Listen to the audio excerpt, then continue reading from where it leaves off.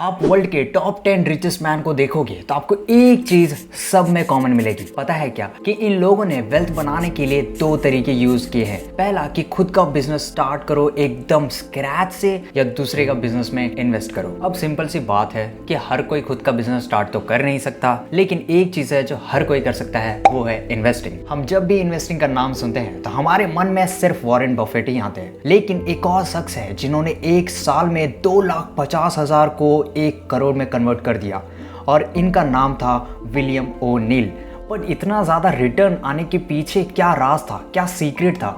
ये सीक्रेट था एक फॉर्मूला जिसे उन्होंने खुद इन्वेंट किया था। उस फॉर्मूला का नाम था कैन स्लिम। कैन स्लिम एक एक्रोन नेम है।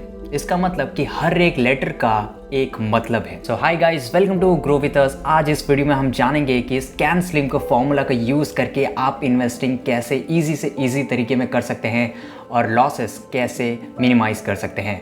तो चलिए दोस्तों, हम जानते हैं कैन स्लिम का जो पहला लेटर आता है वो सी का मतलब होता है current quarterly earning. William O'Neil का कहना है कि करंट ईयरली क्वार्टरली रिजल्ट्स को प्रीवियस ईयर क्वार्टरली अर्निंग से कंपेयर करना है और देखना है कि उसकी क्वार्टरली अर्निंग्स 25% से बड़ी होनी चाहिए। और मैं आपको बता दूं दोस्तों, क्वार्टरली रिजल्ट्स हर एक लिस्टेड कंपनी जो स्टॉक मार्केट में लिस्टेड है वो हर साल 4 बार रिलीज़ करती है, जिसे आप कोई भी वेबसाइट में जाके पढ़ सकते हैं, जैसे screener.com, finologyticker.com। और इन्वेस्टिंग के लिए इन सारे डॉक्यूमेंट्स, इन सारे financial reports, balance sheets, quarterly results को पढ़ना बहुत बहुत ज़रूरी होता है। और दूसरा है A is equal to annual increase in earning.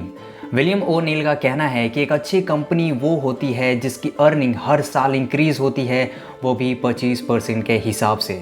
लेकिन गाइज, हमें कितनी सारी कंपनीज मिल जाती है जो एक साल में उनकी अर्निंग कितनी ज़्यादा बढ़ जाती है, लेकिन जब हम चेक करते हैं कि पिछले 3 साल में, पिछले 5 साल में क्या सही में यही रेट से उनकी अर्निंग बढ़ रही है, तो हमें ऐसे बहुत ही कम कंपनीज मिलते हैं जिसकी अर्निंग कंसिस्टेंसी रेट से बढ़ रही होती है। और जिसकी बढ़ रही होती है अल्टीमेटली उसका शेयर प्राइस तो बढ़ता ही है और इन्वेस्टर्स को भी फायदा होता है, राइट? तो गाइज, अब हम बढ़ते हैं अपने तीसरे लेटर की तरफ। एन का मतलब होता है न्यू। विलियम जी का कहना है कि कोई भी कंपनी का शेयर प्राइस तब बढ़ जाता है जब कंपनी कुछ नया करने की कोशिश कर रही होती है, कुछ अलग करने की कोशिश कर रही होती है, जैसे कि कोई नया प्रोडक्ट लॉन्च होता है, कोई नया सर्विस लाने की कोशिश करता है, या फिर मैनेजमेंट में कोई बड़ा चेंज होता है। फॉर एग्जाम्पल, हम जानते हैं कि जब भी आईफोन लॉन्च होता है मार्केट में हर कोई उसी चीज़ के बारे में बात कर रहा होता है, क्योंकि हमें अक्सर देखने मिलता है कि आईफोन के फ़ोन्स में हमेशा कुछ ना कुछ अलग होता है जो मार्केट में कोई भी अब तक नहीं कर पाया होता है। अब हम बढ़ते हैं अपने चौथे लेटर की तरफ। एस का मतलब होता है सप्लाई एंड डिमांड। इमेजिन कीजिए कि वर्ल्ड में सिर्फ 10,000 ही कार्स बची हुई है,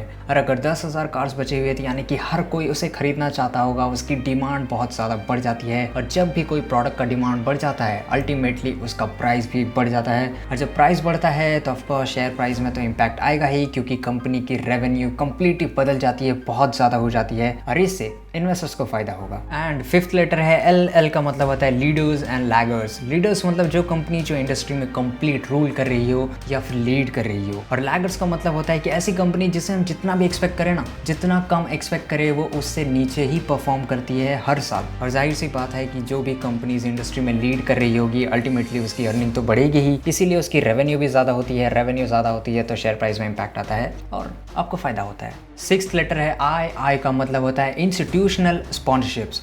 इंस्टीट्यूशंस का मतलब होता है mutual fund companies, hedge funds, insurance companies, और सिर्फ इंडियन ही इंस्टीट्यूशन फंड्स नहीं होते, फॉरेन इंस्टीट्यूशन फंड्स भी होते हैं जो बाहर से हमारे शेयर मार्केट में हमारी कंपनीज़ के अंदर इन्वेस्ट करते हैं। और जब भी ये इंस्टीट्यूशन कंपनीज़ कोई भी कंपनी में इन्वेस्ट करती है तो बहुत ही तादाद, बहुत ही ह्यूज नंबर में इन्वेस्ट करती है। इसके वजह से ज़्यादा डिमांड क्रिएट होता है, ज़्यादा डिमांड क्रिएट होता है, यानी कि उसका शेयर प्राइस चेंज होता है, बढ़ जाता है। और जब भी कोई इंस्टीट्यूशनल इन्वेस्टर्स कोई भी कंपनी में इन्वेस्ट करती है तो मार्केट में उसे एक अच्छा सिग्नल माना जाता है। और गाइस, हमारा लास्ट लेटर है एम का मतलब होता है मार्केट डायरेक्शन। वॉरेन बफेट कहते हैं कि मार्केट को कभी भी टाइम नहीं करना चाहिए और हमेशा उसके खिलाफ रहते हैं, लेकिन विलियम का कहना है कि इन्वेस्टमेंट करने के लिए हमें थोड़ा सा तो मार्केट को टाइम करना ही पड़ेगा, हमें थोड़ा सा तो इन मार्केट डायरेक्शन जानना ही पड़ेगा, उसके बिना कोई भी अच्छे तरीके से मार्केट में इन्वेस्ट नहीं कर सकता है। और क्योंकि इसके बिना आपको कभी पता भी नहीं चलेगा कि मार्केट किस डायरेक्शन में जा रही है, क्या बुलिश है, क्या बेरिश है, वगैरह वगैरह। काफ़ी सारे टर्म्स होते हैं जिसे आप मार्केट डायरेक्शन में ही आपको पता लगाया जा सकता है। सो गाइज, ये फॉर्मूला था जिससे आप अपने स्टॉक सिलेक्शन और इन्वेस्टिंग बहुत ही ईजी कर सकते हैं। और एक और चीज़, अगर आपको ये वीडियो सही में अच्छी लगी, आपको एक वैल्यू मिलता है तो लाइक करना मत भूलिएगा और सब्सक्राइब करना भी मत भूलिएगा। मिलते हैं अगले वीडियो में। Good bye.